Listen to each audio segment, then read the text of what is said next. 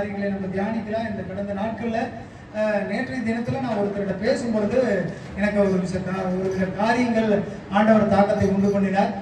அதன் நிறைவாக தான் இன்னைக்கு ஒரு காரியங்கள் ஒரு இடத்துல பேச போகிறேன்.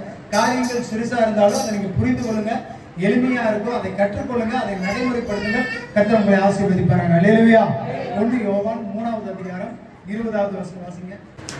நம்முடைய இருதயமே நம்மை குற்றவாளிகளாக தீர்க்குமானால் தேவன் நம்முடைய இருதயத்திலும் பெரியவராய் இருந்து சகலத்தையும் அறிந்திருக்கிறார். ஆமென். அல்லேலூயா. நம்மளுடைய இருதயமே நம்மளை குற்றவாளியா தீர்க்குதுன்னு சொன்னா, உங்க அறிவு கட்டி உங்க ஞானத்தை கட்டி நீங்க செய்யறது தப்புன்னு சொல்லி உங்க இருதயமே சொல்லுதுன்னா, ஆண்டவர் இதை காட்டிலும் தெரிந்து கொள்ள அவர் வல்லவராய் இருக்கிறார். அல்லேலூயா. உங்களுக்கு தெரியாத விஷயத்தையும் அறியாம செய்கிற தப்பையும் ஆண்டவர் அறிந்து கொள்வதற்கும் ஆண்டவர் தெரிந்து கொள்வதற்கும் ஆண்டவரால முடியும். அல்லேலூயா. நம்ம ஞானத்துக்கு ஒரு சில காரியங்கள் தான் இருக்கு, நம்ம ஞானத்துக்கு சின்ன சின்ன விஷயங்கள் தான் இருக்கு. அதுவே உங்க இருதயத்தை குத்துதுன்னா, இந்த நாள்ல நான் சொல்ல போற விஷயத்தை நீங்க முக்கியமா புரிஞ்சு கொள்ள வேண்டியது என்னன்னா, உங்க இருதயத்துல நீங்க குற்றம் இல்லாதவர்களாக இருக்க வேண்டும். குறிப்பா தேவன்கிட்ட பேசும் பொழுது, தேவனை தரிசிக்கும் பொழுது, ஆண்டவர்கிட்ட நீங்க மன்றாடும் பொழுது உங்களுடைய இருதயம் உங்களை குற்றவாளிகள் என்று தீர்க்கக்கூடாது. ஆண்டவர் முன்னாடி போய் நிற்கும் போது மனசு உங்களுக்கு குறுகுறுன்னு இருக்கக்கூடாது, மனசு குத்தக்கூடாது. இப்போ நீங்க ஆண்டவர்கிட்ட போய் கேட்குறீங்க, ஆண்டவரே எனக்கு வந்துட்டு நல்ல காரியத்தை செய்யுங்க ஆண்டவரேன்னு கேட்கும் போது நீங்க பின்னாடி தப்பு செஞ்சுட்டு வந்திருந்தா அந்த விஷயம் நடக்காதுன்னு உங்களுக்கு தெரியும். தெரியுமா தெரியாதுங்களாங்க? இப்போ ஒரு விஷயம் நடக்க தடைப்படுதுன்னா உங்களுக்கு தெரியும். ஏன்னு கேட்டா நீங்க தப்பு செஞ்சுருக்கீங்க, உங்க மனசே குத்துது இல்லையா? அப்புறம் எப்படி ஆண்டவர் முன்னாடி நீங்க குற்றமில்லாதவர்களா நிற்க முடியும்? ஆண்டவர் முன்னாடி எப்ப குற்றமில்லாதவர்களா நிற்கிறீங்களோ அப்பதான் உங்கள் விண்ணப்பங்கள் கேட்கப்படும், அப்பதான் உங்கள் ஜெபங்கள் கேட்கப்படும், அப்பதான் ஆண்டவருக்கு உங்களுக்குள்ள ஒரு ஒற்றுணர்வு, ஒரு ஒற்றுமை வரும். உங்களை ஆண்டவர் முன்னாடி போய் நிற்கும் பொழுது உங்க மனசு குறுகுறுத்துதுன்னா, உங்க மனசுல ஒரு கஷ்டம் இருந்ததுன்னா, ஒரு குற்றம் செஞ்சவர்களா போய் நின்னீங்கன்னா உங்களால ஆண்டவரை தரிசிக்க முடியாது. இன்னைக்கு வந்திருக்கிறீங்க, ஆண்டவருடைய சமூகத்தில் உட்கார்ந்துருக்கிறீங்கன்னா உங்க மனசு தெளிவா இருக்கணும், அப்பதான் நீங்க யாரை பார்க்க முடியுங்க? கீழ்வசனத்தை வாசிங்க.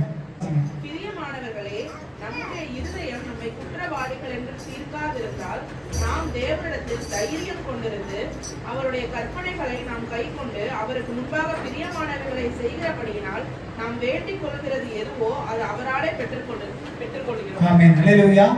ஒருவேளை உங்க மனசுல குற்றம் இல்லைன்னு சொன்னா ஒரு தைரியம் இருக்குமா இல்லையா? ஒரு சந்தோஷம் இருக்குமா இல்லையா? நான் இன்னைக்கு தப்பு செய்யல ஆண்டவரே, நான் குற்றம் செய்யல ஆண்டவரே, இன்னைக்கு நான் கேட்கிற விண்ணப்பம் கட்டாயம் கேட்கப்படுங்கிற ஒரு நம்பிக்கை வரும். அல்லேலூயா. உங்களுடைய விண்ணப்பம் கேட்கப்படணும்னு சொன்னா நீங்க குற்றம் இல்லாதவர்களா இருக்கணும். ஆண்டவர் முன்னாடி நிக்கிறதுக்கு உங்களுக்கு என்னது ஆண்டவர் தருவாராமா? குற்றம் இல்லைன்னா தைரியத்தை ஆண்டவர் தருவாரு. அல்லேலூயா. இசைக்கிய ராஜா போய் நிற்கும் பொழுது நீ செத்துருவன்னு ஆண்டவர் சொல்லிட்டாரு. அவர் சொல்றாரு, ஆண்டவரை நான் செஞ்ச தான தர்மங்களை நினைச்சு பாருங்க, நான் நல்லது செஞ்சிருக்கிறேன், என்னை ஒரு விஷயம் நினைச்சு பாருங்கன்னு தைரியமா போய் நின்னா அவனுடைய ஆயுசு நாட்கள் கூட்டி கொடுக்கப்பட்டார். அல்லேலூயா. யோபு தன்னுடைய பயங்கரமான உபத்திரவத்துல கடந்தான். ஆண்டவர்கிட்ட சொல்றாப்ல யோபு, ஆண்டவரே நான் வாய்ப்பதறி கூட நான் ஒன்னும் பேசலையே ஆண்டவரே, நான் யாருக்குமே தீங்கு செய்யலையே ஆண்டவரே, ஏழை எளியவர்களுக்கு நியாயம் செஞ்சனேன், என்னை நினைச்சு பாருங்க ஆண்டவரே தைரியமா சொன்னான். அவனுக்கு ஆயுசு நாட்கள் திருப்பி கொடுக்கப்பட்டது. அல்லேலூயா. ஆண்டவர் முன்னாடி நிக்கிறதுக்கு உங்களுக்கு தைரியம் இருக்கா? இன்னைக்கு கேளுங்க, தைரியத்தோட நிக்கிறீங்களா? தப்பு செய்யாதவன் தான் தைரியமா நிற்பான், குற்றம் இல்லாதவன் தான் தைரியமா நிற்பான். பாவம் செய்யாதவன் தான் ஆண்டவர் முன்னாடி எப்படி நிக்க முடியும்? நெஞ்சு நிமித்தி ஆண்டவர்கிட்ட போய் நிப்பீங்களா? வாரம் ஃபுல்லா தப்பு பண்ணிட்டு, வாரம் ஃபுல்லா அக்கிரமம் பண்ணிட்டு, வாரம் ஃபுல்லா மீறுதல் பண்ணிட்டு இயேசுவே உங்களால நிக்க முடியுமா? ஆண்டவர் ஒரே இதுல தள்ளி போட்டுருவார். உங்களுடைய ஜெபமும் கேட்கப்படாது, உங்களே அவர் அங்கீகரிக்க மாட்டார். உங்களை புத்திர சுமையாருன்னா ஆண்டவர் ஏற்றுக்கொள்ளணும்னா நீங்க வந்துட்டு தைரியம் உள்ளவர்களா இருக்கணும், குற்றம் இல்லாதவர்களா இருக்கணும். அவர் குற்றம் இல்லாதவங்க, குற்றம் உள்ள உங்களை ஆண்டவர் ஏற்றுக்குவாரா? சொல்லுங்க. நீங்க குற்றவாளியா இல்லைங்கிறது இன்னைக்கு நீங்க தெரிஞ்சுக்கங்க. உடனே குற்றவாளின்னு என்ன நமக்கு தெரியும்? உலகத்துல குற்றவாளின்னா என்ன? கொலை செஞ்சா குற்றம், திருடுனா குற்றம், விபச்சாரம் செய்த குற்றம், இது மாதிரி தான் குற்றம் நினைக்கிறான். ஆண்டவர் வேதாகத்துல நிறைய காரியங்கள் சொல்றாரு, நீ அறியாம செய்யறதோட குற்றம்ட்டாரு. நீங்க அறியாம எத்தனையோ காரியங்கள் செய்யறீங்க. யோசிச்சு பாருங்க, நினைச்சு பாருங்க. நீங்க தெரியாம இதெல்லாம் என்னடா தப்பா அப்படின்னு செஞ்ச காரியங்கள் அநேகம். அதனால நீங்க குற்றவாளிகள் ஆக்கப்பட்டிருக்கிறீங்க. அந்த குற்றவாளிகளா நீங்க ஆக்கப்பட்டது நிமித்தம் ஆண்டவர்கிட்ட உங்கள்கிட்ட தைரியம் இல்லாம போயிடுச்சு. நீங்க தைரியம் இல்லாதனால உங்களுடைய ஜெபம் கேட்கப்படாம போயிடுச்சு. அநேக காரியங்கள் நம்ம குற்றவாளிகளா மாற்றுது. இன்னைக்கு நான் சர்ச்சுக்கு போகணும்னு நினைக்கிறோம், அது கூட ஒரு வகையில குற்றம் தான். இல்லையா? நிறைய காரியங்கள் இருக்கு. உங்களுக்கு பின்வர இடத்துல சொல்ற குற்றவாளிகளா நீங்க இருக்காதீங்க. குற்றவாளி ஆண்டவர் முன்னாடி நிக்க முடியாது. நீதிபதி முன்னாடி போய் ஒரு குற்றவாளி தைரியமா நெஞ்சு நிமித்தி பேச முடியுமா? ஆண்டவர் முன்னாடி நீங்க நிக்க முடியாது. குற்றம் உள்ள நெஞ்சு என்ன பண்ணுமா? நீங்க போய் ஆண்டவர்கிட்ட போய் நியாய தீர்ப்புல போய் நிற்கும் பொழுது, ஆண்டவரே நான் வாரத்துல 7 நாள், வாரத்துல எல்லா நாளும் சர்ச்சுக்கு வந்தேன், நான் ஞானஸ்நானம் எடுத்தேன், திருவிருந்து எடுத்தேன், நான் பாவம் இல்ல, வாய் தவறி கூட நான் எந்த தப்பும் சொல்லலைன்னு உங்களால சொல்ல முடியுமா? சொல்ல முடியாதுங்க. ஏன்னா எல்லா சூழ்நிலையும் நம்மளை குற்றவாளியாக தான் பாக்குது. உங்களுக்கு தெரிஞ்சோ தெரியாமலோ நீங்க குற்றவாளிகள் ஆக்கப்படுகிறீர்கள். அந்த குற்றவாளிகளா மாறுவதற்கு நம்ம உடனாளிகளா நம்மளே இருக்கிறோம். நம்ம இறுதியுமே என்ன சொல்லுதாமா, நீ சிவன் நீ என்ன குற்றவாளி குற்றவாளி குற்றவாளி குற்றவாளி குத்திக்கிட்டே இருக்குது. எப்படிங்க ஆண்டவர்கிட்ட போய் பேசுவீங்க? பாவம் எங்க பிறந்ததுன்னு உங்களால கண்டே பிடிக்க முடியாதுங்க. நீங்க எங்கேயோ போய் நிப்பீங்க. நேத்து இப்ப உதாரணத்துக்கு சொல்றேன் பாருங்க, ஒரு விஷயம் ஆரம்பிக்கும் போது நம்மளால கண்டுபிடிக்க முடியாது. அது ஒரு நாள், ஒரு வாரம், ஒரு மாசம், ஒரு வருஷம் கழிச்சு அது உங்களுக்கு தீவனையா வரும். அப்ப நீங்க என்ன நினைப்பீங்க? நேத்து நடந்ததுதான் இந்த பிரச்சனை நினைப்பீங்க. அது கிடையாது. அந்த பாவம் எங்கேயோ உருவாக்கப்பட்டிருக்கும், எப்பொழுதோ விதிக்கப்பட்டிருக்கும். அது உங்களுக்கு தெரியாது, ஆனா ஆண்டவருக்கு தெரியும். அல்லேலூயா. ஆண்டவர் பாவத்தை பார்க்காத சுத்த கண்ணனாக இருக்கிறார். அவர் குற்றவாளிகளை நம்ம போயின்னா அவர் ஏற்றுக்கொள்ள மாட்டார். எப்ப? நியாய தீர்ப்புல. ஆண்டவர் நியாயாதிபதியா உட்காரும் பொழுது, ஆண்டவர் ஜட்ஜ்மெண்ட் பண்ணும் பொழுது, உங்களுக்கு நியாயம் கொடுக்கிற கடைசி நாள்ல நீங்க குற்றவாளி தான், அவர் நியாயாதிபதி தான். இதுக்கு இடையில எந்த சொந்தமும் கிடையாது, எந்த பந்தமும் கிடையாது, எந்த ஒட்டும் கிடையாது, எந்த உறவும் கிடையாது. அப்ப நியாய தீர்ப்புக்கு போகிறதுக்கு முன்பாக நீங்க குற்றவாளிகளா இருந்தா உங்களை மாத்திக்கிங்கன்னு ஆண்டவர் சொல்லி தர்றார். குற்றவாளிகளை நிச்சயம் ஆண்டவர் நியாயம் தீர்ப்பார். குற்றவாளிக்கு நியாயம் தீர்க்கிற ஒரு காலம் வரும். யாத்திராகமம் 34வது அதிகாரம் 7வது வசனம் வாசிங்க. 1000 தலைமுறைகளுக்கு இரக்கத்தை காக்கிறவர், அக்கிரமத்தையும் மீறுதலையும் பாவத்தையும் மன்னிக்கிறவர், குற்றவாளியை குற்றமற்றவனாக விடாமல் பிதாக்கள் செய்த அக்கிரமத்தை பிள்ளைகளிடத்திலும் பிள்ளைகளுடைய பிள்ளைகளிடத்திலும் 3ஆம் 4ஆம் தலைமுறை மட்டும் விசாரிக்கிறவர் என்று கூறினார். ஆமென். அல்லேலூயா. குற்றங்களை அப்படியே வச்செல்லாம் உங்களை பரலோகம் கூட்டிட்டு போக மாட்டாங்க.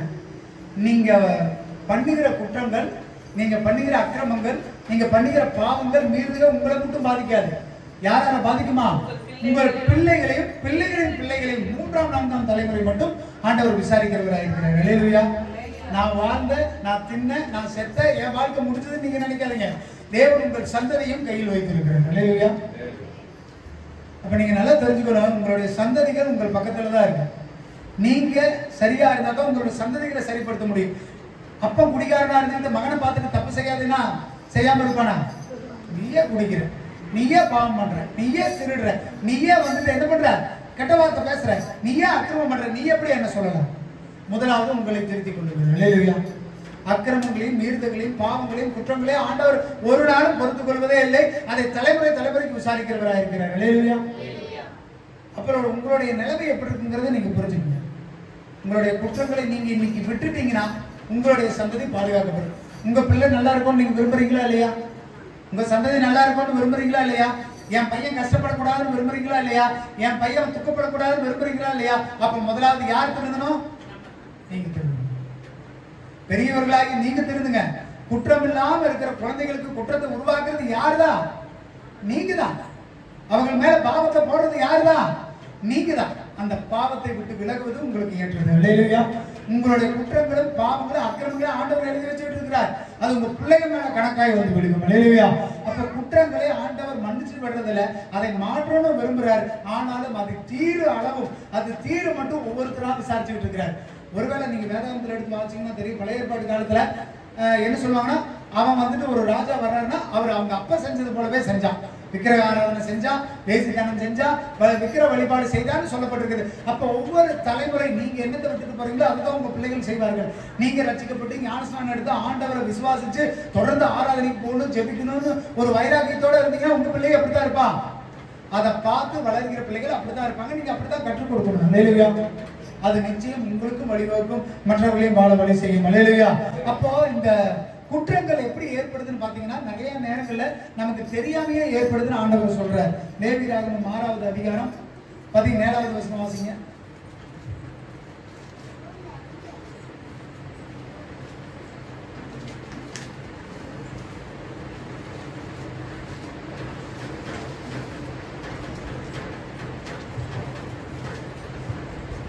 அதை புளித்த மாவுள்ளதாக பாகம் லேவியராகமம் 6:17.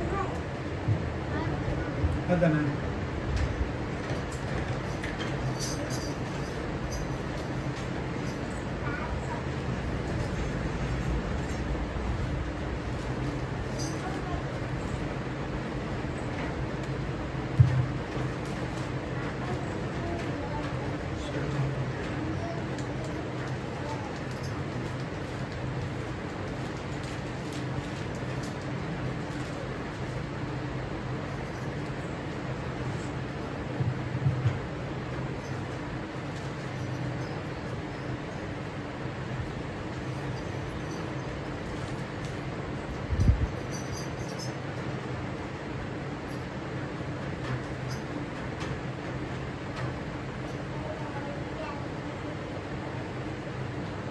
உபாகமம் உபாகமம் 6வது அதிகாரம் 7வது வசனம் வாசிங்க.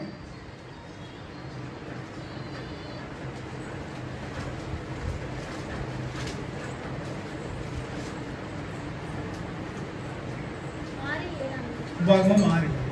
நீ அவைகளை உன் பிள்ளைகளுக்கு கருத்தாய் போதித்து, நீ உன் வீட்டில் உட்கார்ந்திருக்கிற போதும், வலையில் நடக்கிற போதும், படுத்துக் கொள்ளுகிற போதும், எழுந்திருக்கிற போதும் அவைகளை குறித்து பேசி, அவைகளை உன் கையின் மேல் அடையாளமாக கட்டிக்கொள்வாயாக. அவைகள் உன் கண்களுக்கு நடுவே ஞாபக குறிப்பாய் இருக்க கடவுது. ஆமென். அல்லேலூயா. ஆண்டவர் கொடுக்கிற கற்பனையில, ஆண்டவர் கொடுக்கிற கட்டளையில நீ உனக்கும் வச்சுக்கோ, உன் பிள்ளைகளுக்கு நீ வைத்துக் கொள்ளணும்னு ஆண்டவர் சொல்றாரு. அல்லேலூயா.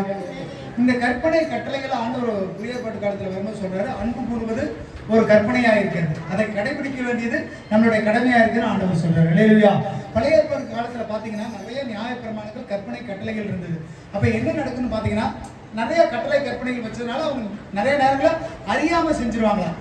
தெரியாம செஞ்சுட்டாங்கன்னா என்ன சொல்லப்படுது அப்படின்னு பாத்தீங்கன்னா, அந்த தெரியாம செஞ்சதுக்கு ஈடா அவன் போய் ஆசாரியன்ட்ட தன்னை காண்பிச்சு, நான் இப்படி செஞ்சுட்டேன் அப்படின்னு அவன் பலி செலுத்தணும். அப்படி பலி செலுத்துவது மட்டுமல்லாமல் தன் தவறை ஒப்புக்கொண்டு அதை அறிக்கையிடும் பொழுதுதான் அவங்க பாவம் மன்னிக்கப்படுதுன்னு சொல்லப்படுகிறது. அல்லேலூயா. அப்ப அறியாம செய்யற பாவத்தை யார் நிவர்த்தி பண்ணுவா, யார் காட்டி கொடுப்பான்னு இந்த வேதாகம் தான் உங்களுக்கு சொல்லி கொடுக்கும். ஒரு சில நேரங்களில் நம்ம செய்கிற தவறுகள் நமக்கே தெரியாது, இவ்வளவுதானு விட்டு போயிடுவோம், இதுதானு விட்டு போயிடுவோம். ஆனா அந்த தவறுகளை சுட்டி காட்டுவதற்கு வேதாகம் தான் சிறந்த வழி. அல்லேலூயா. நீங்க இங்க கேட்கிற செய்திகள் தான் சிறந்த வழி. உங்களுக்கு எப்படி சொல்லுங்க, நான் ஒரு விஷயத்தை செய்யாதீங்கன்னு நான் சொல்லி தருவேன். இதை செய்ய வேண்டாங்க, இது தவறுங்க, இதை நீங்க தெரியாம செய்யறீங்க, இதை வந்து சாதாரணமா செய்யறீங்க, இதை விட்டுருங்கன்னு நான் அநேக நேரம் சொல்றேன். அதை எப்படியாவது நீங்க புரிந்து கொள்ளணும், எப்படியாவது தெரிஞ்சு கொள்ளணும். ஜெபிக்கிறதுலையா இருக்கட்டும், துதிக்கிறதுலையா இருக்கட்டும், ஆராதிக்கிறதுலையா இருக்கட்டும், ஒரு சின்ன தவறு உங்களுக்கு தெரிஞ்சா கூட அதை உடனடியா விடுங்க. இதை செய்ய நான் ஒவ்வொருத்தருடையும் நான் சொல்லியிருக்கிறேன், நிறைய நேரங்களில் சொல்லியிருக்கிறேன், இதை செய்ய வேண்டாம், இதை பண்ணாதீங்க, இது சரியில்லைன்னு சொல்லி. அதெல்லாம் நீங்க புரிந்து கொள்ளுங்க. அறியாமல் செய்கிற தவறுகளை சுட்டி காட்டுவது ஒரு ஊழியனோட வேலை. அதை கேட்டு தெரிஞ்சு புரிஞ்சு விட்டுக்கிட்டீங்கன்னா நீங்க குற்றமற்றவர்களாய் மாறுவீங்க. இல்ல இதை நான் அப்படித்தான் செய்வேன், இல்ல நான் தெரியாம தான் செய்யறேன், நான் தவறித்தான் செய்யறதுனால குற்றம் தான். அதை யாராலையுமே மாற்ற முடியாது. ஆண்டவர் மன்னிப்பாருங்களா சொல்றாரு. பழைய ஏற்பாட்டு காலத்துல அறியாம சாதாரண மனுஷன் செஞ்சாலும் சரி, ராஜா செஞ்சாலும் சரி, அவன் கட்டாயம் வந்து ஆண்டவருடைய சமூகத்தில் நின்று பாவ நிவர்த்தி செய்தே ஆகணும், அவன் பலி செலுத்தியே ஆகணும். அப்பதான் அது அவனுக்கு பாவம் மன்னிக்கப்படும். இந்த காலத்துல நீங்க இருக்கிற காலங்கள்ல ஒருவேளை நீங்க அறியாம செஞ்ச தவறை யாராவது உங்களுக்கு சுட்டி காட்டுறாங்க, இல்ல ஆவியானவர் உங்களுக்கு சுட்டி காட்டுறாரு, இது தப்புன்னு தெரிஞ்சிச்சுன்னா உடனே ஆண்டவருடைய சமூகத்தில் உட்காருங்க, அறிக்கையிடுங்க. அப்பதான் உங்களுடைய குற்றம் என்ன பண்ணுங்க, நிவர்த்தி செய்யப்படும். நீங்க செய்கிற பாவம் வந்துட்டு உங்களுடைய குற்றவாளிகளையா தீர்க்கப்படும். லேவியராகமம் 6வது அதிகாரம் 2வது வசனத்திலிருந்து 4வது வசனம் வரைக்கும் வாசிங்க. ஒருவன் கர்த்தருக்கு விரோதமாக அநியாயம் செய்து தன் வசத்தில் ஒப்புவிக்கப்பட்டு பொருளாவது கொடுக்கல் வாங்கலாவது தன் அயலானுக்கு மாறாட்டம் பண்ணி அல்லது ஒரு வஸ்துவை பலாத்காரமாய் பறித்துக் கொண்டு அல்லது தன் அயலானுக்கு இடுக்கண் செய்து அல்லது காணாமற் போனதை கண்டடைந்தோம் அதை மறுதளித்தோம் அதை குறித்து பொய்யானையிட்டு மனிதன் செய்யும் இவை முதலான யாதொரு காரியத்தில் பாவம் செய்தானாயாகில் அவன் செய்த பாவத்தினாலே குற்றவாளியானபடியால் தான் பலாத்காரமாய் பறித்துக் கொண்டதையும் இடுக்கண் செய்து பெற்றுக் கொண்டதையும் தன் வசத்தில் ஒப்புவிக்கப்பட்டதை காணாமல் போயிருந்து தன் கண்டெடுத்து பொய்யானையிட்டு சம்பாதித்த பொருளையும் திரும்ப கொடுக்க கடவன்.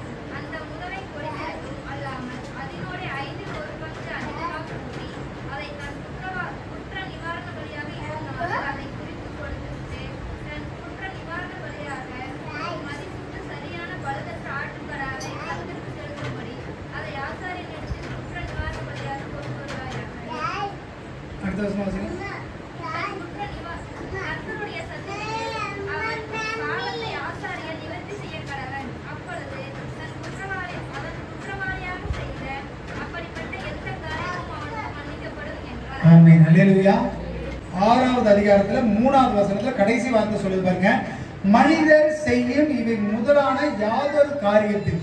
இதெல்லாம் யார் செய்யக்கூடிய காரியமா, மனுஷர் செய்யக்கூடியது. என்னென்னங்க முதலாவது சொல்றாங்க பாருங்க, ஒருவன் கர்த்தருக்கு விரோதமாக அநியாயம் செய்து தன் வசத்தில் ஒப்புவித்தாலோ வித்தாலோ வாங்கினாலோ, நீங்க அதை காணாம போய் திரும்ப கண்டுபிடிச்சாலோ நீங்க என்ன பண்ணணுங்க, அதை சரியா கொடுத்துருவானுங்கிறாரு. இன்னும் தெளிவா சொல்லணும் பாருங்க.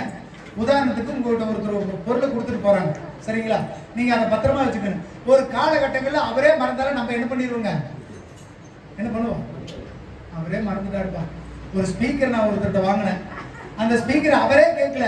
நான் என்ன பண்ணேன், அவருக்கு கொடுக்க வேண்டாம், நம்மளே வச்சுக்கலாம். இல்லை அவர் என்னைக்கோ ஒரு பணம் கொடுத்தாருங்க, அவர் கொடுத்தது என்ன பண்ணலாம், நம்ம மறந்துடலாம். நம்ம இனிமேல் என்ன செய்ய வேண்டாம், கொடுக்க வேண்டாம். உங்களுடைய காசை 1 ரூபாய் கூட நீங்க அபகரிக்காதீங்க, 1 ரூபாய் கூட எடுக்காதீங்க, 1 ரூபாய் கூட மற்றவங்கிட்ட வாங்காதீங்க, அநியாயமா வாங்காதீங்க, அநியாயமா கொடுக்காதீங்க. அல்லேலூயா. அதனால நீங்க குற்றவாளிகளாய் மாற்றப்படுவீர்கள். அல்லேலூயா. உங்க கடத்துல யாராவது ஒப்புவிக்கப்பட்டு அது உங்களுக்கு பருகி பெருகுச்சுன்னு சொன்னா அதை நியாயமாய் அவர்களுக்கு கொடுங்க. அல்லேலூயா. நான் சொல்றது புரியுதுங்களா? இது என்ன தெரியுங்களா? இது எளிமையா புரிஞ்சுக்கணும்னா, துரோகம் என்னங்க உங்களை குற்றவாளியாய் மாற்றும். துரோகம் உங்களை என்ன பண்ணுங்க, குற்றவாளியாய் மாற்றும். அப்ப நீங்க என்ன புரிஞ்சுக்கணும் அப்படின்னு சொன்னா, கட்டாயம் மற்றவர்கிட்ட உங்களுக்கு கொடுத்த உத்தரவாதத்துல நீங்க சரியா இருக்கணும். ஒருத்தர் பணம் வாங்கினீங்கன்னா அதை கொடுப்பதில் எப்படி இருக்கணுங்க, சரியா இருக்கணும், நாணயமா இருக்கணும். உங்களுடைய நேர்மை நாணயம் தான் முக்கியம். அதுல இருந்து நீங்க பிசகினீங்கன்னா, இந்த வார்த்தை சொல்லப்படுது பாருங்க, மனுஷன் செய்யற மாதிரியே நீ செய்யற. எப்படி செய்யற? ஒருத்தங்கிட்ட உங்ககிட்ட ஒருத்தன் கொடுத்தானா அதை என்ன பண்ணிடுற, பாதியை குறைச்சுக்கிட்டு என்ன பண்ற, நீதி தான் கொடுக்குற. முழுசா வாங்குறத நம்ம கொடுக்குறோமா? ஆனா உங்கள்கிட்ட நேர்மையா கொடுத்த பொருளை கூட நம்ம கொடுக்கறது இல்ல. நேர்மையா நமக்கு கிடைச்ச பணத்தை கூட நம்ம என்ன பண்றது இல்லைங்க, கொடுக்கறது இல்ல. வஞ்சிச்சு என்ன பண்ணிடுறோம், நம்ம வச்சுக்கிறோம். சரி அப்புறம் கொடுத்துக்கலாம், அவன் கேட்கும் போது கொடுத்துக்கலாம், இல்லைன்னா விட்டுறலாம். இல்ல அவன் ஒருவேளை கேட்கலன்னா என்ன பண்ணலாம், அதை அப்படியே விட்டுறலாம்னு நினைச்சிடும். அது பண்ணாதீங்க. 1 ரூபாய்னாலும் நீங்க கொடுத்துதான் ஆகணும், கணக்கு ஒப்பு வச்சுதான் ஆகணும். நிறைய பேர் நிறைய நேரங்களில் நீங்க ஒருவேளை உடனாளியா இருந்து நீங்க அவனுக்கு அவன் நஷ்டம் அடையிறதுக்கு நீங்க காரணமாயிட்டீங்கன்னா அந்த பணத்துக்கு நீங்க தான் போதும்.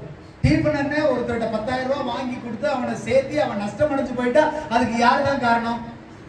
டீபனன் தான் காரணம், அவன் காரணம் கிடையாது. கிறிஸ்தவர்கள் நிறைய பேர் விழுந்து போறாங்க. யார் முன்ன நின்னாங்களோ, யார் கை காட்டினாங்களோ அவங்க நிச்சயம் ஆண்டவர் கணக்கு கேட்பாருங்க. ஆண்டவர் விடவே மாட்டார். அது ஆண்டவர் கொடுத்த ஆசீர்வாதம். அப்படி நீங்க சிக்கிட்டீங்கன்னா இன்னைக்கே திருந்திருங்க. சிக்காதீங்க. சிக்கினா அந்த பணத்தை நீங்க தான் கொடுக்கணும். 1 ரூபாய் விடாம கொடுக்கணும். நீங்க யாருக்காவது கையடிச்சு கொடுத்து நீங்க கடன் பட்டீங்கன்னா ஆண்டவர் சொல்ற உன் வஸ்திரத்தை எடுத்து கொடுத்தாங்கன்னு. காரணம் என்ன, அந்த வஸ்திரத்தை வித்தாவது அவனுக்கு கடனை கொடுத்தாகணும். நீங்க அவனை ஏமாத்த கூடாது. எவனோ ஏமாத்திட்டா நான் என்ன பண்றதுன்னு நீங்க விட்டுட்டு போக கூடாது. அதுக்கு பொறுப்பாளி யாரு? ஏன்னா நீங்க தான் கொண்டு போய் அவனை சேர்த்துனீங்க. இப்ப இந்த உலகம் வஞ்சிக்கிற காலங்க. நீ 10 ரூபா கொடு 100 ரூபாய் தரேன்னு சொல்லக்கூடிய காலம். உங்களுக்கு லாபம் வருதுங்கிறதுக்காக உங்களுக்கு அனுகிரகம் கிடைக்குங்கிற ஒருத்தர் கொண்டு போய் சிக்க விட்டுறாதீங்க. அப்படி சிக்க விட்டீங்கன்னா அவனுக்கு போற பணத்தை யாரு தான் கொடுத்தாகணும்? நீங்க தான் கொடுத்தாகணும். காரணத்தை தயவு செய்து சொல்லிடாதீங்க. இது குற்றமா மாறுகிறாரு. இது எதனால செஞ்ச குற்றம்? நீங்க தெரிஞ்சு செஞ்ச குற்றமா? இது அறியாமையினால் செய்யப்படுகிற குற்றம். அவன் பணம் தர்றான், எனக்கு தர்றான், அவனுக்கு தருவான் நம்பி போறீங்க. ஆனா நீங்கள் ஏமாற்றப்படுகிறீங்க. ஆனா உங்க மேலதான் அந்த பழி வரும். அந்த குற்றப்பழியை ஆண்டவர் உங்க கருத்துல தான் கேட்பாரு, அவன் கருத்துல கேட்க மாட்டாரு. அல்லேலூயா. அப்ப ஜாக்கிரதை உள்ளவர்களா இருங்க. முதலாவது துரோகம் செய்யாதீங்க. மற்றவங்களுக்கு நேர்மையா இருந்து பழகுங்க. வாங்குவதுல, கொடுப்பதுல, உங்களுக்கு கொடுத்ததுல. ஒருவேளை இந்த இடத்துல வேற நல்லா சொல்லுது பாருங்க. அந்த 2வது வசனத்தை வாசிங்க.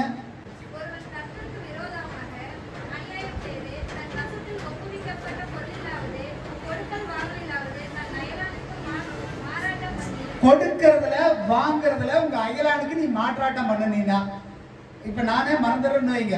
இப்ப நீங்க ஒரு ரொம்ப நாள் ஆயிடுச்சு, எப்ப நான் அது மாதிரிலாம் வாங்கி கிட்டத்தட்ட 3-4 வருஷம் கழிச்சுல கரெக்டா எழுதி வச்சு கொடுத்துருக்கிறேன். நான் படிக்கும் பொழுது எனக்கு என்னாச்சுன்னா, இந்த பிஹெச்டி பண்ணும்போது என் கையில ஒரு நேரத்தில் காசுல ஒரு 30,000 பக்கம் என் கூட படிச்சவங்க வாங்கினேன். கிட்டத்தட்ட நான் ஒரு 6-7 வருஷம் கழிச்சு கரெக்டா எழுதி வச்சு கொடுத்தேன். ஆனா அவங்க கேட்கவும் இல்லை. நான் எவ்வளவு கொடுத்தேன்னு அவங்களுக்கு தெரியாது. ஆனா நீ உன் அயலான்ட்ட வாங்கினதுலயோ கொடுத்ததுலயோ நீ என்ன பண்ணாத, மாற்றாட்டம் பண்ணாத. ஒருவேளை அப்படி பண்ணி கீழே வாசிங்க. ஒரு வஸ்துவை பலாத்காரமாய் அப்படின்னா என்னங்க, இது எனக்கு வேண்டதுடா, எனக்கு இப்போ நிறைய பேர் பண்றாங்களா, வட்டிக்கெல்லாம் வாங்கிட்டு என்ன பண்ணுவாங்க, வீட்டை வாங்கி எழுதி வாங்கிக்குவாங்க, பைக்கு கொடுன்னு வாங்கி. அப்படி நீ பலாத்காரமா நீ வாங்காத. கீழே வாசிங்க.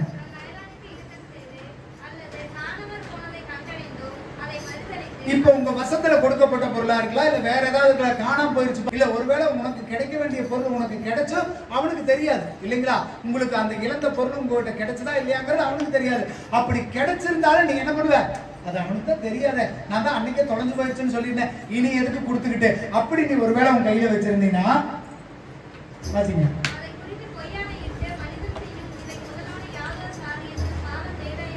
இப்படி நீ பாவம் செஞ்சா எப்படி பொய் சொல்றது? எப்பா அது கிடைக்கவே இல்லப்பா, எனக்கு வரவே இல்லப்பா, அந்த பணம் அவனுக்கு எனக்கு கொடுக்கவே இல்லப்பா, இப்படி ஏதாவது நீ மாற்றாட்டம் பண்ணினா நீ என்னவா தீர்க்கப்படுவாய்? குற்றவாளியாய் தீர்க்கப்படுவாய். ஜாக்கிரதையா இருங்க. இந்த பூமியில வாழும் பொழுது பணம், பொருள், ஆஸ்தி, அந்தஸ்து நம்மளை குற்றவாளியா மாற்றுவதற்கு அநேக காரியங்களை செய்யும். அதனால நீங்க கொடுக்கறதுல, வாங்குறதுல, மற்றவங்க கிட்ட பேச்சுவார்த்தைகளை நீங்க நேர்மையா இருங்க, துரோகம் செய்யாதீர்கள். அல்லேலூயா. அநியாயமா ஒரு பொருளை வாங்காதீங்க, அநியாயமா ஒரு பொருளை விற்காதீங்க. அது உங்களை குற்றவாளிகளை நிச்சயமாய் தீர்க்கும். இதெல்லாம் என்னப்பா குற்றமாப்பா அப்படின்னு நீங்க நினைக்கிறீங்க. சாதாரண ஒரு விஷயம். எனக்கு கைக்கு வருதுப்பா, ஒருத்தர் 10,000 ரூபாய் கொடுக்குறாரு, நான் என்ன ஒரு 1000 ரூபாய் வச்சு கொடுக்குறேன், இது தப்பா அப்படின்னு நீங்க கேட்கறீங்களா? அறியாம செய்யற இது தப்பு தான், குற்றம் தான். அல்லேலூயா. உங்க கைக்கு கிடைக்கிறது அநியாயமா 1 ரூபாய் சேர்த்து வச்சாலும் அது குற்றம் தான். குற்றவாளிகளா மாறாதீங்க. இந்த குற்றத்தை ஆண்டவர் ஒரு நாளும் பொறுப்பதில்லை. அப்படி நீங்க குற்றவாளிகளா இருந்தா உங்களுக்கு மட்டும் இல்ல, அந்த அநியாயம் செய்தவர்கள் தலைமுறை தலைமுறையா பாதிக்கும். நான் எத்தனையோ பேர்த்த பார்த்துருக்கிறேன். அநியாயமா சேர்த்தவர்கள அவங்க சொத்துவே இல்லாம போயிடுச்சு. அவங்க சேர்த்துனா அத்தனை சொத்து கொஞ்ச நேரத்தில் அநியாயமா போயிடுச்சு.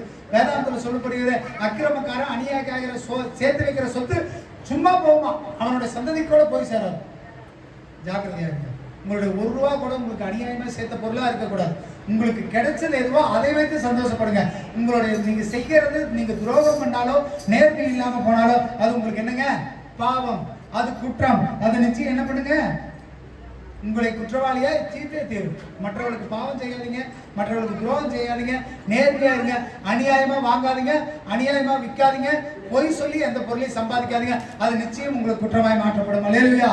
அப்ப அடுத்த வசனத்தை எடுத்து வாசிங்க. மத்தேயு 12வது அதிகாரம் 36வது வசனம் 37வது வசனம். மனுஷர் பேசும் வீணான வார்த்தைகள் யாவையும் குறித்து நியாயத்தீர்ப்பு நாளிலே கணக்கு ஒப்புவிக்க வேண்டும் என்று உங்களுக்கு சொல்லுகிறேன். ஏனெனில் உன் வார்த்தைகளினால் நீதிமான் என்று தீர்க்கப்படுவாய், அல்லது உன் வார்த்தைகளினாலே குற்றவாளி என்று தீர்க்கப்படுவாய் என்றார். ஆமென். அல்லேலூயா. இரண்டாவது, உங்க வாயின் வார்த்தையினால நீங்க குற்றவாளிகளா மாற்றப்படுவீங்க. நீங்க வாய் பதறி பேசினாலோ, வாய் தவறி பேசினாலோ, கோபத்துல பேசினாலோ குற்றம் என்னதாங்க? அதை மாற்றவே முடியாது. ஒரு இடத்துல ஒரு நல்ல உறவு முறிஞ்சு போச்சுன்னா அதை திரும்ப புதுப்பிக்கிறதுல சாதாரண விஷயம் கிடையாது. வாய் தவறி கோபத்திலேயோ பதறியோ நீங்க பேசிட்டீங்கன்னா அது கட்டாயம் குற்றத்தை உருவாக்கியே தீரும். நீங்களும் குற்றமாய் மாற்றப்படுவீர்கள். உங்களோட வாயும் வார்த்தையினால் நீ குற்றவாளியா தீர்க்கப்படுவாய். அதனால வீணான வார்த்தைகளை என்ன பண்ணாதீங்க. அது சபைக்குள்ளேயா இருக்கட்டும், வேலை செய்கிற இடங்களா இருக்கட்டும், குடும்பமா இருக்கட்டும், மற்ற எந்த காரியங்களா இருந்தாலும் வாய் பதறி எதையுமே பேசாதீங்க. நீங்க பேசுறீங்கன்னா நீங்க குற்றவாளியா தீர்க்கப்பட்டே தீர்வீங்க. என்ன பண்ணுவீங்க? நீங்க குற்றவாளிகளா கட்டாயமா. வாயை அடக்கிறவன் தான் தன் ஜீவனை பாதுகாக்கிறான். அல்லேலூயா. ஆண்டவர் நல்லா சொல்லிக்கிறார், உங்க வாயினால குற்றம் உருவாகியே தீரும். பேசாதீங்க. முடிஞ்ச அளவுக்கு வாய் அடக்குங்க. முடிஞ்ச அளவுக்கு தவறுகள் செய்யாதீங்க. உங்க வாயை அளப்பி தேவையில்லாம பேச ஆரம்பிச்சீங்கனால நீங்க குற்றமா மாற்றப்பட்டுருவீங்க. நீங்க நல்லது சொன்னாலுமே நிறைய பேர் என்ன பண்ணுவாங்க, உங்களுக்கு அவன் என்னடா அப்படி சொல்றான்னு உங்களை குற்றம் சொல்லிட்டு போயிருவான். அல்லேலூயா. வேதாந்தத்தில் அப்படி நிறைய உதாரணங்கள் இருக்குது. தேவையில்லாம, அதாவது தனக்கு அடுக்காத விஷயத்துல தலையிடுகிறவன் என்ன பண்றான் தெரியுங்களா? ரோட்ல போற நாய் காலை பிடிச்சு இழுக்கிறான். நீதிமொழிகளில் சொல்லப்படுகிறது. தேவையா நமக்கு எவனோ சண்டை போட்டு போறான், எவனோ பேசிட்டு போறான், அங்க போய் பேசி, அங்க போய் கருத்து சொல்லி, அங்க போய் காரியங்கள் சொல்றதெல்லாம் நீ தான் குற்றவாளியா மாற்றப்படுவ. அவன் திருந்த மாட்டான். மூடனுடைய வழி வந்துட்டு முள்வேலிக்கு சமானமாமா. ஒருவேளை ஒரு நல்லவனுக்கு 1 டைம் 2 டைம் சொல்லு, அவன் கேட்கலன்னா அவன் பக்கத்துல நிக்காதீங்கிறார். மூடனை உடக்கீர போட்டு குத்துனாலும் அவன் மூட குத்தி. நீங்க வழி விலகி போயிருங்க, பேசாதீங்க. அதனால நீங்க தான் குற்றவாளிகளா மாற்றப்படுவீர்கள். அல்லேலூயா. நீதிமானை கடிந்து கொள்ளலாம், அவன் உங்களை மெச்சிச்சு கொள்வான். குற்றவாளியை கடிந்து கொள்ளாதீங்க, மூடனை கடிந்து கொள்ளாதீங்க, அவன் உங்களை கேவலப்படுத்திட்டு போயிடுவாங்க. அதனால நீங்க நியாயம் சொல்ற, தர்மம் சொல்ற, நான் கிறிஸ்துவ, எனக்கு எல்லாம் தெரிகிற முன்னாடி நின்று பேசுறீங்கன்னா நீங்க தான் குற்றவாளிகளா தீர்க்கப்படுவீர்கள். அதனால முடிஞ்ச அளவுக்கு வீணான வார்த்தைகளை என்ன பண்ணுங்க? தவிர்த்துக் கொள்ளுங்கள். அல்லேலூயா. முதலாவது, உங்க இருதயம் உங்களை குற்றவாளியா தீர்க்கக்கூடாது. இரண்டாவது, நீங்க அறியாம செஞ்சு துரோகம் பண்ணி நேர்மை இல்லாம போய் உங்க வாயின் வார்த்தையினால நீங்க குற்றவாளிகளா தீர்க்கப்படக்கூடாது. அல்லேலூயா. 3வது வசனத்தை வாசிங்க. நீதிமொழிகள் 30வது அதிகாரம் 10வது வசனம் வாசிங்க. எஜமானிடத்தில் அவனுடைய வேலைக்காரன் மேல் குற்றம் சுமத்தாதே, அவன் உன்னை சபிப்பான், நீ குற்றவாளியாக காணப்படுவாய். ஆமென். அல்லேலூயா. ஒருத்தர் உங்களை சபிச்சானாலும் நீங்க யாருங்க? குற்றவாளி. அவர் வேலை செய்யறது இல்லைங்க. எஜமான்ட்ட போய் நீ என்ன பண்ணாத, மத்தவனை பத்தி கம்ப்ளைண்ட் பண்ணாத, அவரு செய்யுங்க, அதனாலதாங்க நான் செய்யல. ஒருவேளை அவன் மனம் கசந்து உங்களை சபிச்சிட்டானா நீங்க என்னமா மாறிடுவீங்க? இதெல்லாம் நம்ம தெரிஞ்சு செய்யறோமா? இதெல்லாம் அறியாம நடக்கிற விஷயம். திடீர்னு யதார்த்தமா சொல்லிடுவோம். நம்ம இருக்கிற மேல அதிகாரி என்ன பண்ணுவாருங்க, நல்லா கூப்பிட்டு, எப்ப அவன் நல்லா வேலை செய்யறானா, நல்லா பண்றானா அப்படின்னு நம்ம என்ன சொல்லிடக்கூடாதுங்க. அவன் என்ன சொல்லிடக்கூடாது, நீ நல்லவன்னு அவர் கூப்பிட்டு உங்கள்கிட்ட பேசுவார். கொஞ்சம் டீ காஃபி வாங்கி கொடுப்பாரு, பஜ்ஜி போண்டா வாங்கி கொடுப்பாரு. வேலை நீ செய்யறியா, ஒரு 10 நிமிஷம் வா எங்கிட்ட வந்து உட்காருன்னு பேசுற கூப்பிடுவாரு. கூப்பிடும் பொழுது வாய் தவிர நீங்க பேசி அது அவனுக்கு தெரிஞ்சு அவங்களை சபிச்சுட்டானா நீங்க யாரு? எஜமான இடத்துல போய் ஒரு வேலைக்காரனை பத்தி குற்றம் சொல்லாதீங்க, புரிஞ்சுக்கிற மாதிரி சொல்லாதீங்க. கோல் சொல்லி பழகாதீங்க. இல்லையா, மத்தவன் அதை செய்யறான், மத்தவன் இதை செய்யறான், அவன் செய்யாதனாலதான் நான் செய்யல காரணம் சொல்லாதீங்க. மத்தவங்க போய் போய் சொல்லிட்டு இருக்காதீங்க. மத்தவங்களை குறை சொல்லுவதனாலே நீங்கள் குற்றவாளிகள் ஆக்கப்படுகிறீர்கள். இன்னொரு வசனம் வாசிங்க, ரோமர் 14வது அதிகாரம் 4வது வசனம். அவனுடைய வேலைக்காரனை குற்றவாளியாக தீர்க்கிறதற்கு நீ யார்? அவன் நின்றாலும் விழுந்தாலும் அவனுடைய எஜமானுக்கே அவன் உத்தரவாதி. அவன் நிலை நிறுத்தப்படுவான். தேவன் அவனை நிலைநிறுத்த வல்லவராக இருக்கிறார். மூன்றாவது விஷயம், மத்தவங்களை நீங்க குறை சொல்லாதீங்க. நீ மத்தவங்களை நம்ம நிறைய நேரங்களை பண்றோங்க, நானும் பண்றேன், எல்லாருமே பண்றோம். சின்ன விஷயமா இருக்கு. கணவன் மனைவினா மனைவி குறை சொல்றது, மனைவி கணவனை குறை சொல்றது. வேலை செய்யற இடத்துல எஜமான் நம்ம என்ன பண்ணுவோம், இங்கேயே உட்காந்துட்டு வேலை செஞ்சுட்டு இருப்போம். சம்பளம் கொடுக்குற ஆளையே குறை சொல்லிட்டு இருக்குது, அவன் என்னடா அப்படின்னு. கூட பக்கத்துல வேலை செய்யறவனுக்கே துரோகம் பண்றோம். இது நம்ம வாழ்க்கையில நடந்துட்டு இருக்குங்க. இதெல்லாம் குற்றம்ங்கிறார் ஆண்டவர். இது உங்களை குற்றப்படுத்தும். ஆண்டவருடைய சமூகத்தில் நிற்கும் போது ஆண்டவர் கேட்பாரு, அன்னைக்கு நீ அவனை பத்தி சொன்னியே இது உண்மையானு கேட்பாரு. யாரையும் குற்றம் சொல்லாதீங்க, யாரையும் கரண்டிட்டாதீங்க. அவன் விழுந்தாலும் எந்திரிச்சாலும் யார் புரியுவாங்க? எஜமானு புரியுவேன். அவனுக்கு எழுந்து நிக்க பண்றத ஆண்டவரால முடியும். நீ எதுக்கு குற்றம் சொல்ற? தயவு செய்து கோல் சொல்லி பழகாதீங்க, மற்றவங்களை குறை சொல்லி பழகாதீங்க. அவனாலதான் எனக்கு வந்ததுன்னு சொல்லாதீங்க, அவனாலதான் எல்லா ஆச்சு நான் கேட்டு போனதுன்னு சொல்லாதீங்க. அதை நீங்க சொல்றது உங்களுக்கு தகுதி இல்லை. இல்லையா, யாரையும் யாரும் குற்றவாளியா தீர்க்கக்கூடாது. இல்லையா, ஆண்டவர் குற்றங்களை மன்னிக்கிறவர் தாங்க, அக்கிரமங்களை மன்னிக்கிறவர் தாங்க. இந்த வசனத்தோட கடைசி வசன வார்த்தையை மட்டும் வாசிங்க. 4வது வசனத்தோட யார் வல்லவராக இருக்கிறார்? அவர் அவனை நிலைநிறுத்த வல்லவராக இருக்கிறார். அப்படி ஒருவேளை அவன் குற்றவாளியா இருந்தானா நீ போய் சொல்லாத. அவனை நிலைநிறுத்தறதுக்கு யாரால முடியும்? ஆண்டவரால முடியும். நீங்க எங்க போய் கஷ்டப்பட்டு இருக்கீங்க? எஜமான்ட்டு போய் எங்க சொல்றீங்க அவன் அந்த வேலை செய்யறதுல இந்த வேலை செய்யறது இனிமேல் சொல்லாதீங்க. சரிங்களா? யாரையும் பார்த்து சொல்லாதீங்க, யார்கிட்டையும் போய் சொல்லாதீங்க. கணவனை குறை சொல்லாதீங்க, மனைவியை குறை சொல்லாதீங்க, பிள்ளைகளை குறை சொல்லாதீங்க. ஆண்டவரால நிலைநிறுத்த முடியும். ஆண்டவர் செய்ய வல்லவராக இருக்கிறார். நீங்க எங்க போய் குறை சொல்லிட்டு இருக்கீங்க? இல்லையா? முதலாவது நீங்க குற்றவாளியா மாறாதீங்க. அறியாம எந்த குற்றத்தையும் செய்யாதீங்க. துரோகம் செய்வது குற்றம், மற்றவன்கிட்ட வந்து கோல் சொல்வது குற்றம். நீங்க ஒருவேளை அறியாம ஏதாவது விஷயங்கள் செஞ்சிருந்தீங்கன்னா அது குற்றம். வார்த்தையால குற்றம் வரும். முதலாவது நீங்க குற்றம் செய்யாதீங்க. உங்க இருதயம் உங்களை குற்றவாளிகளா தீர்க்கக்கூடாது. இரண்டாவது நீங்க யாரையும் குற்றவாளின்னு சொல்லாதீங்க. மத்தேயு 7வது அதிகாரம் 1வது வசனம் 2வது வசனம் வாசிங்க. நீங்கள் குற்றவாளிகள் என்று தீர்க்கப்படாதபடிக்கு மற்றவர்களை குற்றவாளிகள் என்று தீர்க்காதிருங்கள்.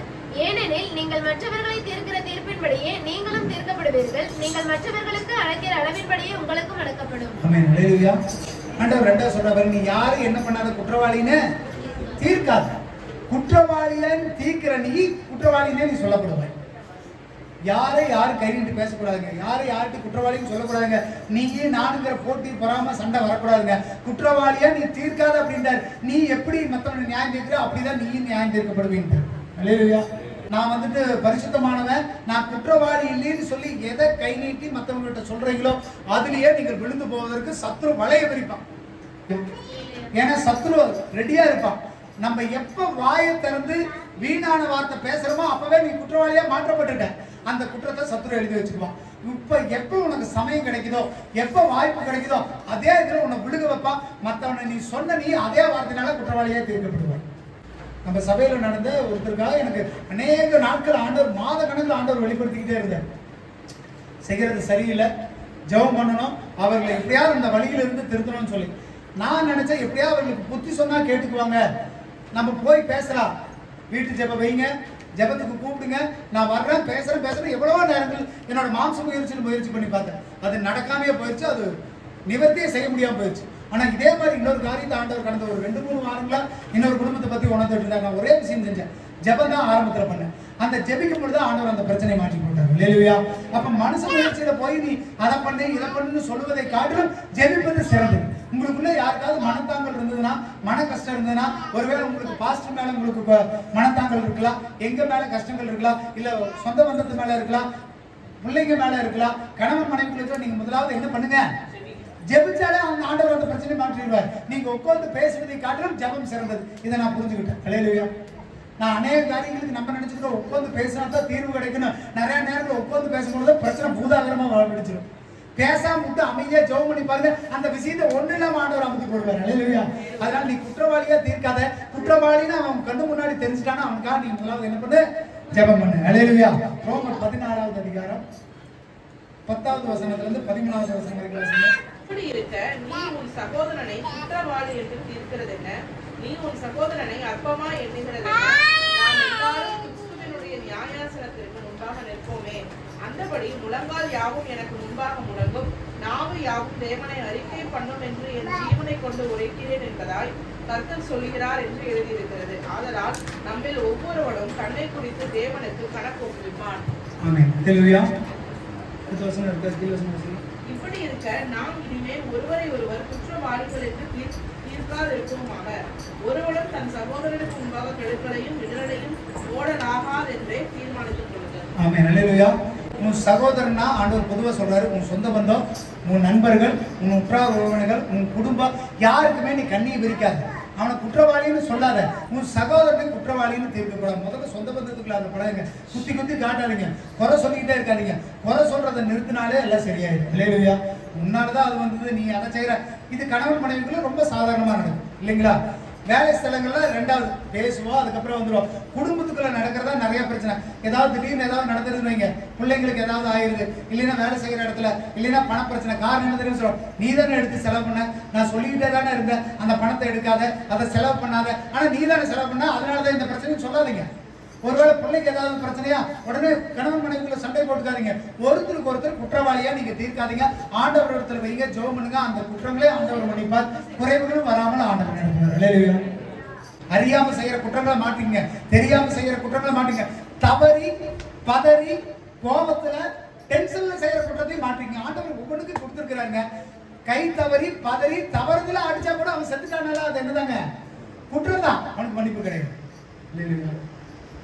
குற்றவாளிகளாக நம்ம இருக்கிறோம். இந்த குற்றத்தை விட்டு மாற்றுவதுதான் ஆண்டவர் விரும்புறார். அதனால நீ குற்றமற்றவனாரு, மற்றவனை குற்றவாளியா சொல்லாதீங்க ஆண்டவர். அல்லேலூயா. ரோமர் 2வது அதிகாரம் 1வது வசனம் வாசிங்க. ஆகையால் மற்றவர்களை குற்றவாளியாக தீர்க்கிறவனே, நீ யாரானாலும் சரி, போக்கு சொல்ல உனக்கு இடமில்லை. நீ குற்றமாக தீர்க்கிறவைகள் எவைகளோ அவைகள் நீயே செய்கிறபடியால் நீ மற்றவர்களை குறித்து சொல்லுகிற தீர்ப்பினாலே உன்னைத்தானே குற்றவாளியாக தீர்க்கிறாய். ஆமென். அல்லேலூயா. முன்னாடி நின்று பேசுறவங்களா இருந்தாலும் சரி, உட்கார்ந்து கேட்கறவங்களா இருந்தாலும் சரி, நீ அந்த வசனம் அந்த வார்த்தை மட்டும் நல்லா வாசிங்க. அருமையா சொல்றாரு பாருங்க. மற்றவர்களை குற்றவாளியாக தீர்க்கிறவனே, நீ யாரானாலும் ஆண்டவருக்குள்ள யாரும் தேவையில்லைங்க. நீ யாரா வேணா இரு, நீ எவ்வளவு பெரிய அற்புதங்களை செய்ய, அதிசயங்களை செய்ய, நீ யாரா வேணா இரு, நீ பெரிய ஆளா இரு, நீ குற்றவாளியா தீர்க்கிற நீ குற்றவாளியாக. இல்லையா? ஆண்டவருக்கு வந்துட்டு பாரபட்சமற்றவருங்க அவரு. நீங்களும் ஒண்ணுதான், முன்னாடி நின்று பேசுறவங்களும் ஒண்ணுதான். உங்களை குற்றவாளின்னு சொல்ற நான் குற்றமற்றவனா இருந்தா மட்டும்தான் அந்த வார்த்தை அங்கீகரிக்கப்படும். அது உங்களுக்கு சேரும், அது உங்களுக்கு சரியா அது பயன்படும். நான் உங்களை பார்த்து குற்றவாளின்னு சொல்லிக்கிறேன், நான் குற்றமுள்ளவனா இருந்தா அது நிச்சயம் ஒன்றும் பிரயோஜனமா இருந்திருக்காது. இல்லையா?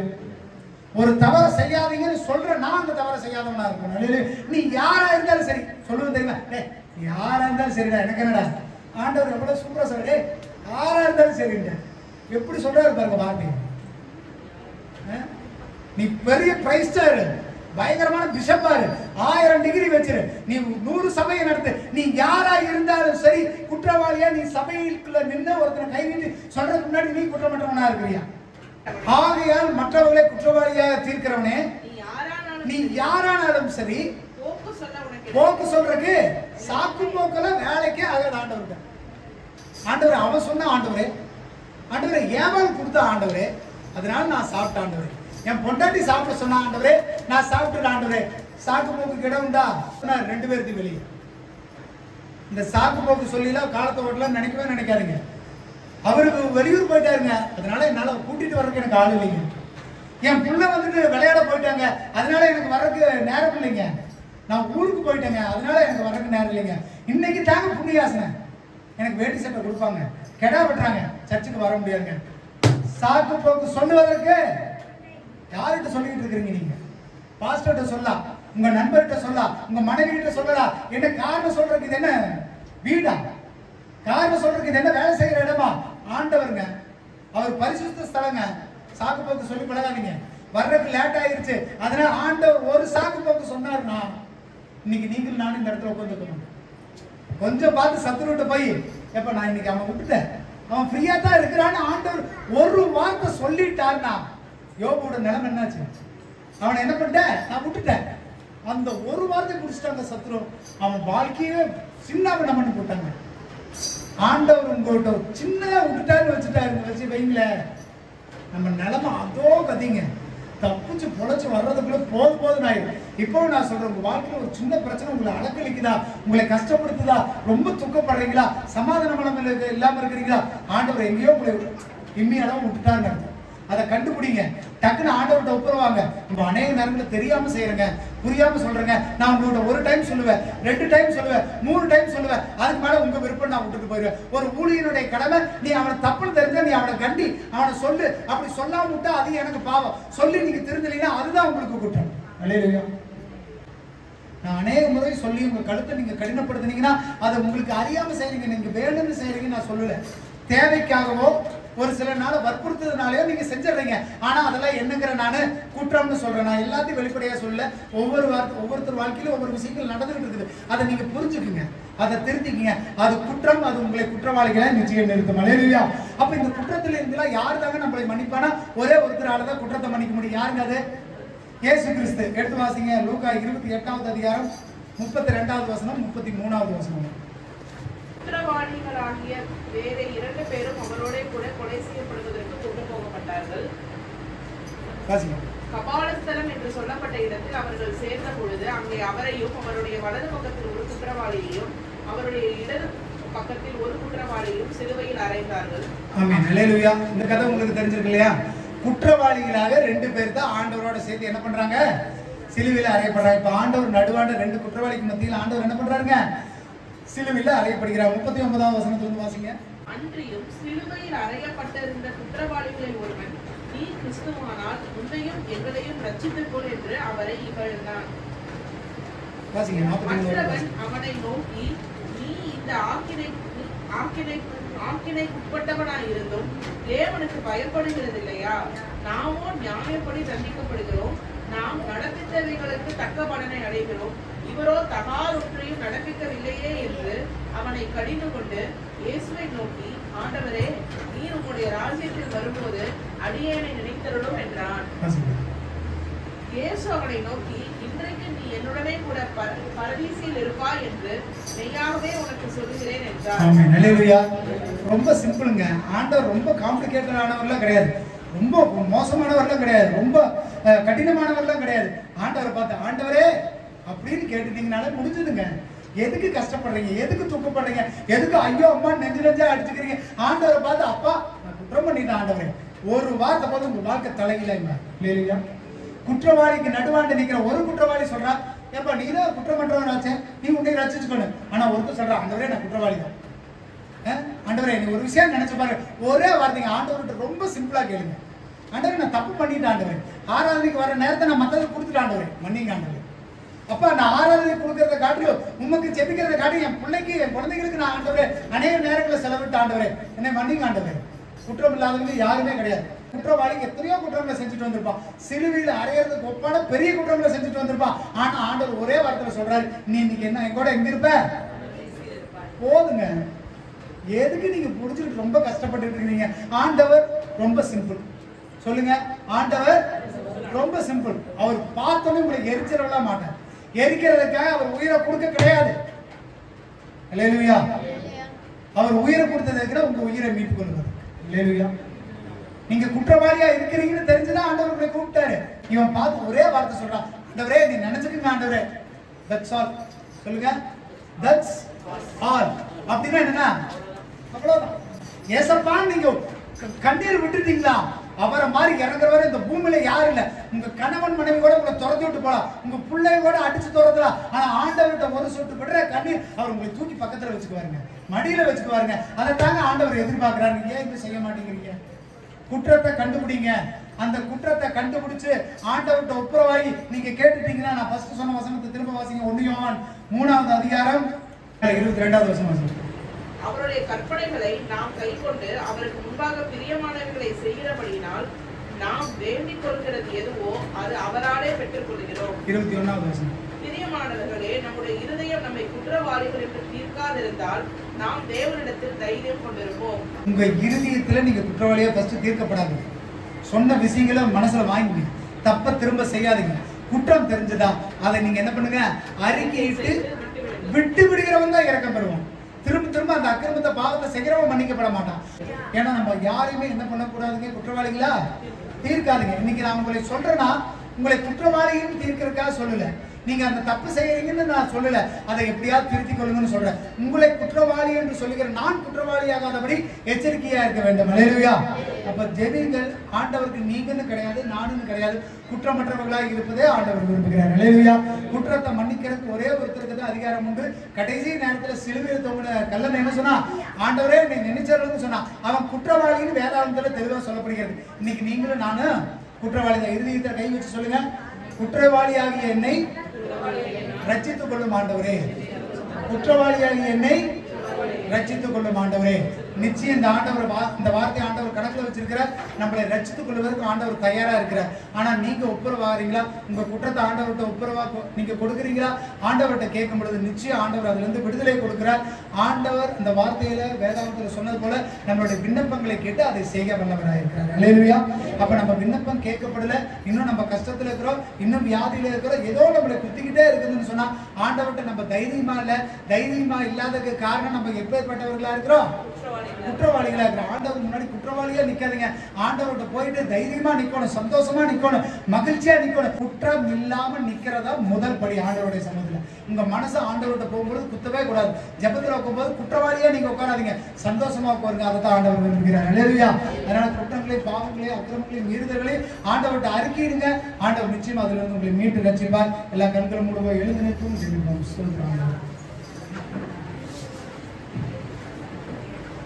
ஸ்தோத்திரிக்கிற கர்த்தாவே, நல்ல தகப்பனே, ஸ்தோத்திரிக்கிறோம், துதிக்கிறோம். இந்த ஆசீர்வதிக்கப்பட்டதான நல்ல நாளுக்காக ரொம்ப நன்றி கர்த்தாவே. நாங்க எப்பொழுதும் உங்களுடைய முன்னாடி நின்னாலும் நாங்க குற்றமுள்ளவர்களா தான் நிற்கிறோம் ஆண்டவரே. அந்த குற்றங்களை பாவங்களை ஆண்டவரை நீர் மன்னித்து எங்களை நீர் ஏற்றுக்கொள்ள வல்லவராக இருக்கிறீர் அப்பா. கர்த்தாவே, உங்களுடைய பக்கத்துல வந்து நின்று அப்பா பிதாவேன்னு கேட்கிற புத்திர சுவிகாரத்தின் ஆவியை எங்களுக்கு தந்திருக்கிறேன். இன்னையும் நான் குற்றவாளியா கையை கட்டி தூரத்துல நிக்காதபடி உங்களுடைய அருகில வந்து நிக்கிறதுக்கு கர்த்தாவே எங்களுக்கு உதவி செய்யுங்க ஆண்டவரே. கர்த்தர் கிருபை பாராட்டுங்க, உதவி செய்யுங்க. வந்த பிள்ளைகள் ஒவ்வொருவரையும் ஆசீர்வதிங்க. தேவ பிரசன்னம், தேவ கிருபை, தேவ வழிநடத்துதல் இம்மட்டும் பாதுகாத்த தயவுக்காக உங்களுக்கு நன்றி. கர்த்தர் ஒவ்வொருவரையும் ஆசீர்வதிச்சு வழிநடத்துங்க, பாதுகாத்துக் கொள்ளுங்க. முழுமையா உங்களுடைய கருத்தில் அர்ப்பணிக்கிற கர்த்தாவே, இந்த வருகிற வாரம் முழுவதும் வருகிற நாட்கள் முழுவதும் பாதுகாப்பாக போய் வர கர்த்தர் கிருபை செய்யுங்க. வேலைகளை ஆசீர்வதிங்க. கர்த்தர் இன்னும் ஆண்டவரே உயர்வை தாருங்க ஆண்டவரே. சமாதானத்தை கட்டளையிடுங்க ஆண்டவரே. தடைகள் மாறட்டும், தேவைகள் சந்திக்கப்படட்டும், வழி நடத்துங்க, ஆசீர்வதிங்க. இயேசுவின் மூலம் ஜெபிக்கிறோம் நல்ல பிதாவே, ஆமென். அல்லேலூயா, அல்லேலூயா, அல்லேலூயா.